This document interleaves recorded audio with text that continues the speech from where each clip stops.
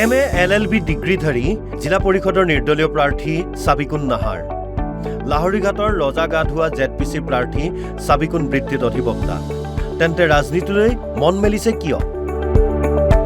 সাবিকুনৰ লক্ষ্য সমাজৰ সৰ্বাংগীন উন্নতি। মোৰ বৃত্তিত মই এগৰাকী অধিবক্তা হয়।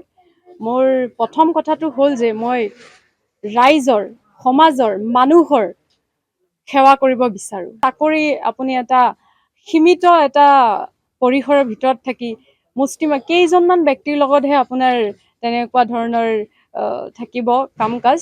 আৰু মই ভাবোঁ যে বহল ভিত্তিত মই সকলো মানুহৰ কাৰণে মই কিবা এটা কৰিব বিচাৰোঁ। সমাজখনৰ উন্নতিৰ কাৰণে, মই সৰ্বাংগীন উন্নতিৰ কাৰণে মই চেষ্টা কৰিম। আৰু শিৱসাগৰৰ নাজনীন ইংৰাজীত MA আৰু LLM ডিগ্ৰীধাৰী 12 বছৰ ধৰি ওকালতি কৰি অহা নাজনীন ৰংপুৰ জিলা পৰিষদৰ প্ৰাৰ্থী। নাজনীনৰ লক্ষ্য দৰিদ্ৰৰ উপকাৰ সাধন। মই মাষ্টাৰ্ছ ইন ইংলিছ হয় আৰু লগতে মাষ্টাৰ্ছ ইন লও হয়। তো মই এজ এ প্ৰেক্টিচিং এডভকেট মই লাষ্ট 12 ইয়াৰ্ছ মই যিমানখিনি পাৰোঁ ছ'চিয়েলি মই এক্টিভ হৈ আছোঁ। আমি যেতিয়া প্ৰেক্টিছত থাকোঁ আমাৰ ওচৰত বহুত ধৰণৰ ক্লায়েণ্ট আহে। তাৰ ভিতৰত ধৰি লওক কিছুমান অতি দৰিদ্ৰ শ্ৰেণীৰ লোক আহে। আমি দেখা পাওঁ যে তেওঁলোকে আমাৰ ওচৰত সেই আঁচনিখিনিৰ কাৰণতে বহুতখিনি ধৰি লওক কাগজ পত্ৰ কৰিবলৈ বহুতখিনি সিহঁতৰ জটিল সমস্যা মানে সিহঁতি ভুক্তভোগী হয়। তো সেইখিনি ইমানখিনি কৰাৰ পিছতো যেতিয়া সিহঁতি আঁচনিবিলাক একদম নাপায়, ধৰি লওক সেইখিনি দৰিদ্ৰ লোক যিখিনিয়ে পাব লাগে সিহঁতি যেতিয়া সেইখিনি নাপায় তেওঁলোকে বহুত হতাশ হৈ পৰে। তেওঁলোকে আকৌ আমাৰ ওচৰত ক'বলৈ আহে যে বাইদেউ আমি এইখিনি কৰিলোঁ, কিন্তু তথাপিতো আমি কিহৰ কাৰণে বঞ্চিত থাকি গ'লোঁ আঁচনিতে। ৰাজ্যত পঞ্চায়ত নিৰ্বাচনৰ দামামা, প্ৰাৰ্থীৰ জোৰদাৰ প্ৰচাৰ অভিযান।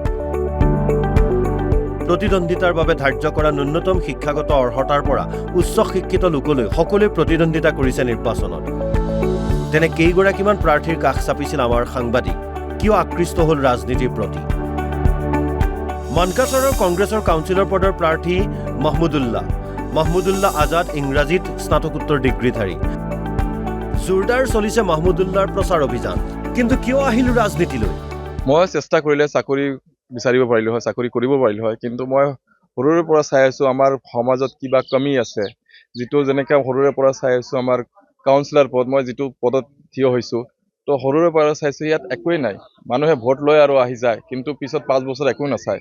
কিন্তু সেইবোৰে মোক অলপ ইফালে আহিবলৈ মোক বাধ্য কৰালে।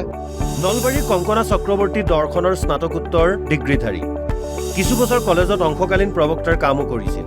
এইবাৰ অগপৰ পৰা আঞ্চলিক পঞ্চায়তৰ পদত প্ৰতিদ্বন্দ্বিতা কৰিছে কংকনাই। মই ভাবোঁ প্ৰত্যেক মানুহেই জীৱনত এবাৰ ৰাজনীতি কৰিব লাগে। ৰাজনীতিৰ পৰা বহুত শিকিব পাৰি। সামাজিক, অৰ্থনৈতিক, পাৰিবাৰিক বিভিন্ন দিশ মানে শিকিব পাৰি। টিহুৰ নিৰুপমা দত্ত আৰু বিৰাজ হালৈ উচ্চ শিক্ষিত ব্যক্তি। বহু বছৰ পূৰ্বেই লৈছে স্নাতক ডিগ্ৰী। তথা বিয়াৰ পিছত আৰু এইবিলাক কথা নাভাবিলোঁ। এতিয়া আৰু ল'ৰা ছোৱালী ডাঙৰ হ'ল সেই ভাবিয়েই এই ক্ষেত্ৰখনত ওলাই আহিলোঁ। ভাবিলোঁ কিবা এটা ৰাইজৰ কাম কৰিব পাৰিলে মোৰো মনৰ সন্তুষ্টি। 96তে মই গ্ৰেজুৱেশ্যন কমপ্লিট কৰিছোঁ। তেতিয়াৰ পৰা মই অলপ শ্ৰমৰ লগত জড়িত আছিলোঁ, অলপ খেতি বাতি কৰোঁ। সেনেকৈ ৰাইজৰ লগত অলপ পৰিচিত হৈ আছোঁ। সেইবাবে ৰাইজে মোক মানে প্ৰক্ষেপ কৰিছে। বৰহমপুৰৰ অম্লানজ্যোতি বৰা স্নাতক আৰু ITI উত্তীৰ্ণ, লগতে আছে মাছ কমিউনিকেশ্যনৰ ডিগ্ৰী। ৱাৰ্ড সদস্য পদৰ প্ৰাৰ্থী অম্লানৰ লক্ষ্য পূৰ্বৰ দুৰ্নীতি নিৰ্মূল কৰা। যদি মই জয়ী হওঁ তেতিয়াহ'লে চাগে মই ভিতৰৰ যোনটো পৰ্যায়, সেই পৰ্যায়টো মই ডেফিনেটলি গম পাম।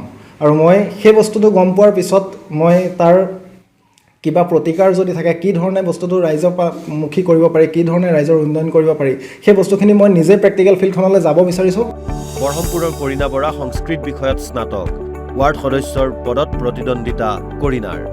নমস্কাৰ, মোৰ নাম শ্ৰী কৰীনা বৰা। ডিগ্ৰী পাছ কৰিলোঁ, সংস্কৃত অনাৰ্ছ। আচলতে চাকৰিৰ কথা নভবা নহয়, মই সমাজৰ লগত থাকি ভাল পাওঁ, সমাজৰ হকে কাম কৰি ভাল পাওঁ। সেইকাৰণে সমাজৰ 2-1 মানুহক কিবা যদি সহায় কৰিব পাৰোঁ তাৰ বাবে মই আগবাঢ়ি আহিছোঁ। লংকাৰ মুকছিদুল BA আৰু LLB ডিগ্ৰীধাৰী। নিৰ্দলীয়কৈ ৱাৰ্ড সদস্য পদত প্ৰতিদ্বন্দ্বিতা কৰা মুকছিদুলৰ লক্ষ্য দুৰ্নীতিমুক্ত পঞ্চায়ত গঢ়া। আমাৰ সমাজখন একেবাৰে নিচাযুক্ত, নানান ধৰণৰ দুৰ্নীতিত জড়িত হৈ আছে। ইয়াৰ পৰা আমাক আঁতৰাই ৰাখিব লাগিব আৰু আমি এখন দুৰ্নীতিমুক্ত পঞ্চায়ত গঢ়িব লাগিব। গতিকে মনত হেঁপাহ আছে যাতে আমি ৰাইজৰ কাম কৰিব পাৰোঁ। মাৰ্ঘেৰিটা ৰমেন ফুকন স্নাতক আঞ্চলিক পঞ্চায়তৰ পদত নিৰ্দলীয় হিচাপে প্ৰতিদ্বন্দ্বিতা ৰমেনৰ লক্ষ্য দুৰ্নীতিৰ বিৰুদ্ধে যুঁজ ৰাজনীতি মোৰ একেবাৰেই ইচ্ছা নাছিল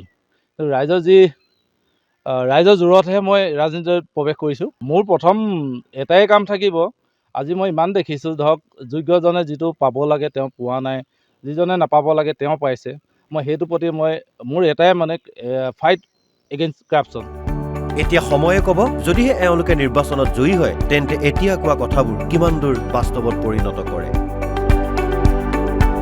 ব্যুৰো ৰিপৰ্ট NB নিউজ